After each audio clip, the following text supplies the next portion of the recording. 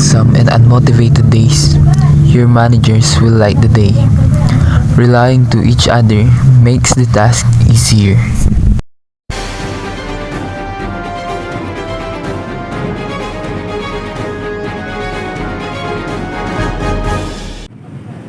SQ Corporation organizes a seminar on techniques in group decision making.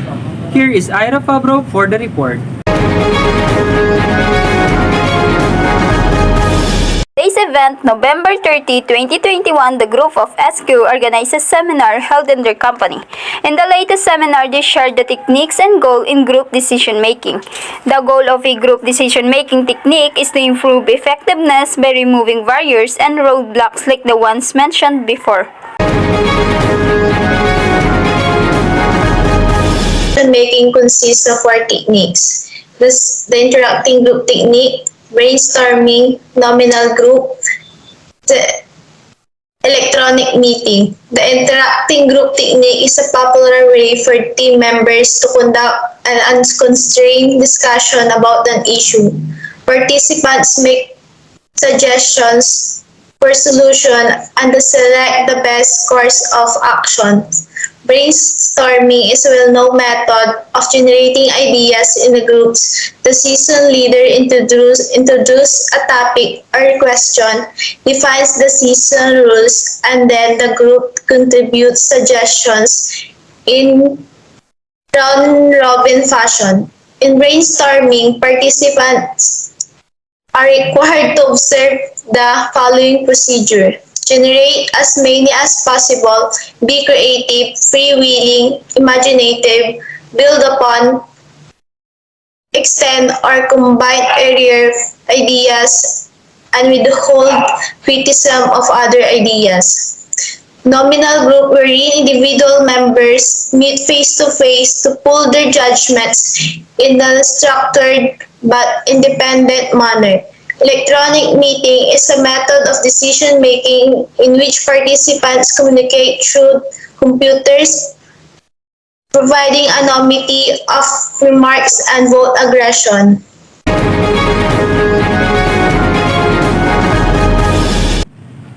Para sa kaunting kalaman, turning individuals into team players, type of work teams. Ihahatid ito ni Mark Anthony Fernandez.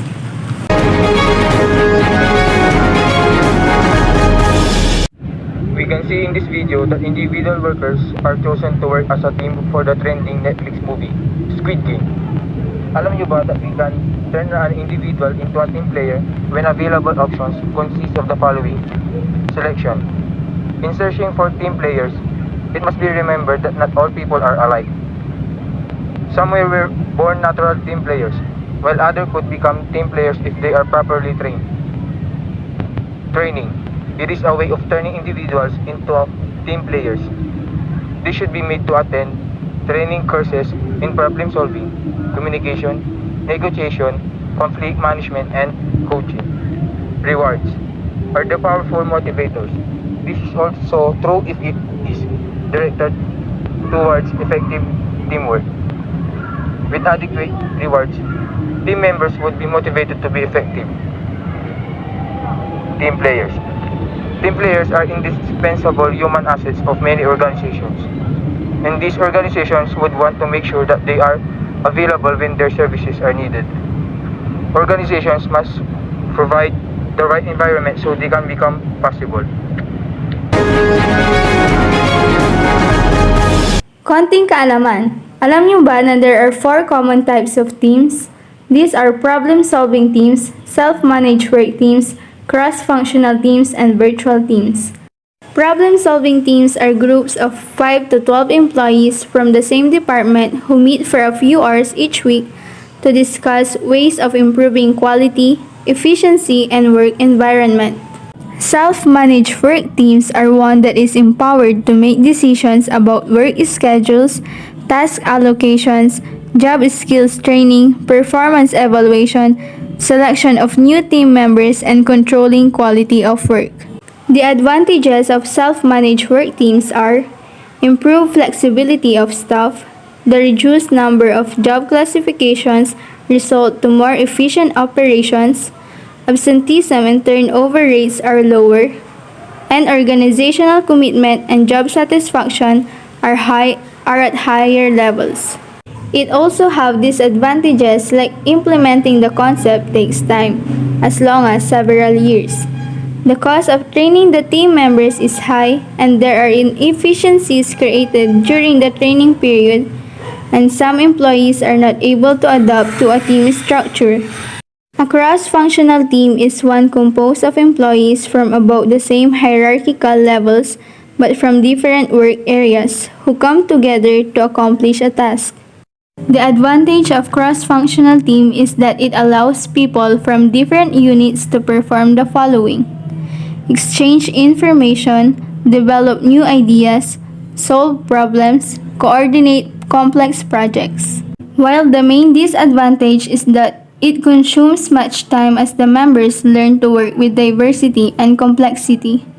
Virtual teams are those that use computer technology to tie together physically dispersed members in order to achieve a common goal. Virtual teams can meet without concern for space, time, or physical presence. They can work even if they are thousands of miles apart. But its major disadvantage of virtual teams is the high cost of the required supporting technology and training. Para sa ating huli camp, isang empleyado, pinagbabato ang kumpanyang dating pinagtatrabahuhan matapos matanggal. Ayon sa nakalap na sources, natanggal ang empleyado dahil sa low performance na ibinigay nito at dahil na din sa mga natatanggap na reklamo ukol sa pagiging tamad nito sa team na kanyang kinabibilangan. Ating makakapanayam si Patricia Melendez upang magbigay ng insights ukol sa pangyayaring ito. Sa ating nakalap na impormasyon, ang behavior ng lalaki ay maaring maging potential team problems ng organisasyon. Ang action ay pinakita, ang hindi pagbibigay ng effort can be seen under the social loafing. Social loafing is the one of the potential team problems that refers to the tendency for the individual to expend less effort when working collectively than when working individually. The reason for social loafing are when the members think their contribution is less noticeable and the members prefer to see others carry the workload. Although it may be wise to consider an analysis of the following: the nature of the task, the qualifications and desires of the participants, and the time and cost constraints. One other potential problems in teams is changing membership. It forms teams need time to turn into mature group. This could be disrupted by frequent changes in its composition. In here, members may drop out temporarily or permanently for reason like transferring to higher priority project, the occurrence of the personal problem requiring extended leaves of absence, accepting a job in other company. It is visible in addressing this concern that the team must learn to manage its internal turnover through the following: recognition of potential problems brought by high turnover, development of a plan for managing turnover, and thinking through how best to integrate new members. Gusto mo bang kumita kahit asa bahay ka lang? Halina't bumisita at mag-apply sa Teamwork Company. Arat na!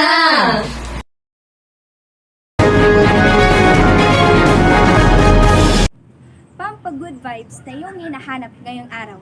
Ihahatid ni Angela.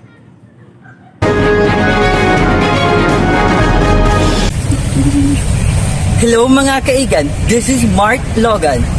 Ating alamin ang mga nag-viral sa social media about sa disadvantage at advantage in a working group.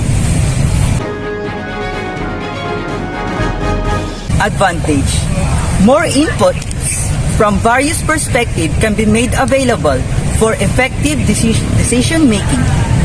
Number 2, synergism is more likely when people work together as a group.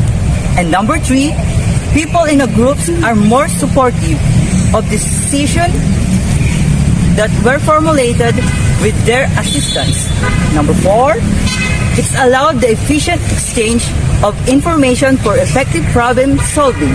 And number 5, the opportunities for fulfilling the safety, affiliation, and esteem needs of group members is made available. And lastly, the advantage of working in group members get mutual support for each other. And next, the disadvantage. Disadvantage first. Group activity is usually slower and more cumbersome because every member has an opportunity to make contribution. Number 2, group meetings are held disseminate strictly routine data that could be more efficiently conveyed in writing through inter-office memorandum. Number 3, the group decision may be diluted by every member's input, making the decision ineffective. Accountability is often a problem with group activity. Number 5, there are occasions when some members swing responsibility.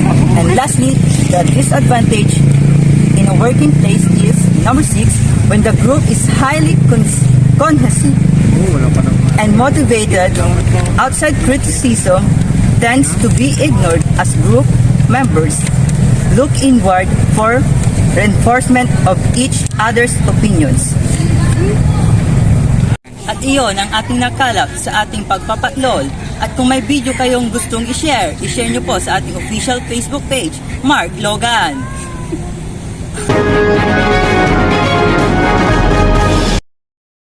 There you have it. Again, I'm Marinilla A. Season. And I am Jamalan Pereras. And this is Work TG Channel, bringing you the eye of the news.